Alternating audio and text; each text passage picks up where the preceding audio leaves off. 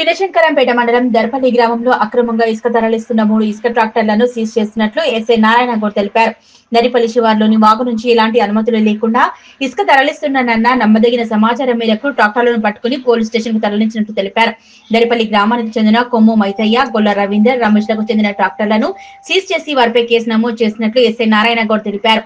అనుమతులు లేకుండా ఎవరైనా అక్రమ ఇసుక తరలిస్తే వారిపై శాఖాపరమైన కఠిన చర్యలు తప్పవని హెచ్చరించారు. 11 సెప్టెంబర్ 2025 రోజున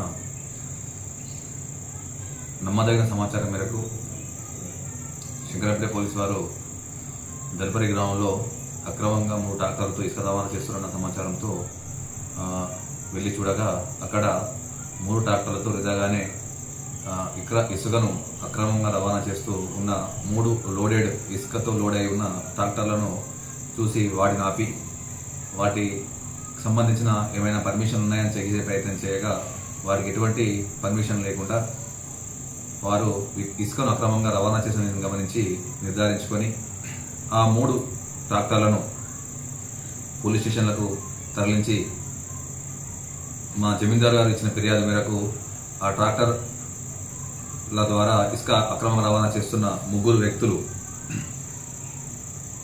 కొమ్ము మైసయ్య, గొల్ల రవీందర్ మరియు కయ్య రమేష్లపై కేసు నమోదు చేసి ట్రాక్టర్లను సీజ్ చేయడం జరిగింది.